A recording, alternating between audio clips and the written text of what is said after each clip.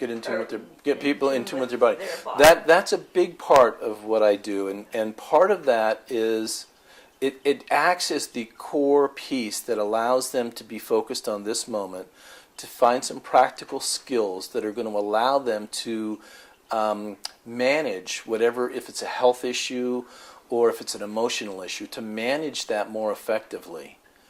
And it becomes the starting place for deeper growth. For some people, all they want to do is learn how to manage the symptom. Okay? All I want to do is get rid of these headaches. Okay? All I want to do is get better sleep at night. All I want to do is not have to do these meds that make me feel so dopey when I want to manage my anxiety or manage my pain. So in that case, it really does just stay being more in touch with their body, how they respond to things, what they can do in order to manage the symptoms more effectively so that they're no longer troublesome. Oftentimes what happens when they're doing this work is that it opens the door to other things. Okay? So recognizing that by taking these steps, these practical, practiced steps in order to manage the way their body's responding to things, opens them up to the idea that perhaps this can be applied to their emotions as well. And perhaps this can be applied to their interactions with other people as well.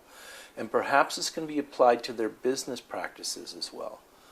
So it's in a sense, everything that I'm doing is a type of awareness training. And the awareness training starts with being aware of what's going on with the body in order to manage the medical symptoms. And that awareness can move into what's going on with the emotions in order to understand what's driving a lot of the behaviors and a lot of the dysfunctional body sensations that are medical symptoms. And an awareness of how their thoughts are impacting their emotions and their body. And that all of these things can be managed or controlled in a better way. What about dreams?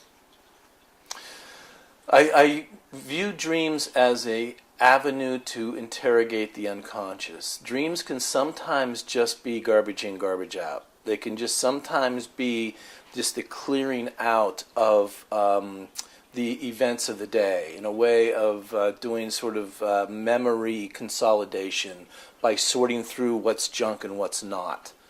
And in that case, what happens is the dream is just sort of, dreams act as just sort of a mental clearing of the clutter that occurs during daily experience.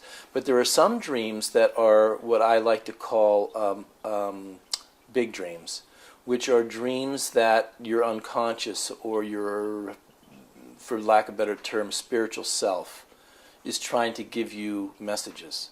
And usually, how I usually frame that is, if you have a recurrent dream that comes back to you again and again, it's a message in some way. If you wake up during the night and then you find yourself going right back into the dream, it's a message in some way. If you have a similar theme that keeps showing up again and again in your dreams, then it's a message in some way. And then it becomes important to try to dialogue or interrogate the unconscious, is how I think of it. To go in and use different techniques in order to understand what's really going on there. And besides my training in mainstream cognitive behavioral therapy and research methods and all that stuff I had to do to become a licensed psychologist, I also have this background from my master's training in altered states therapies and in shamanic counseling and in acupressure and meridian therapies. And meridians are the energy medicine piece that comes out of Chinese medicine. Spiritual emergencies, anomalous experiences, and those things.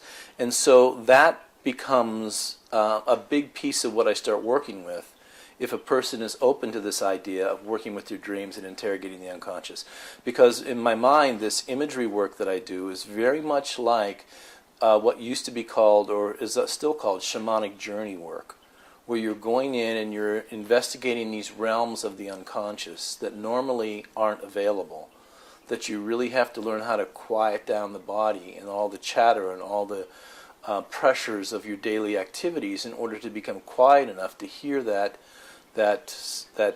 quiet voice that can guide you into these deeper levels of things. So it's almost like all this training I've had, which I had no idea why I was gathering it all, has proven to be really valuable now that I'm, doing this practice that I'm doing. Both the clinical work that I do and the consulting work that I do. It's really helpful for that. Like I said earlier, I'm a licensed psychologist here in California. My consulting offices are in Auburn.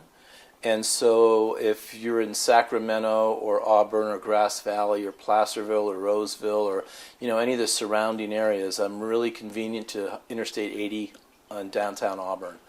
So it's 30 minutes away to Grass Valley. It's 30 minutes away to Sacramento. So it's very centrally located for a lot of people to be able to do that. Yeah. You're welcome. And thank you for listening, and safe journeys.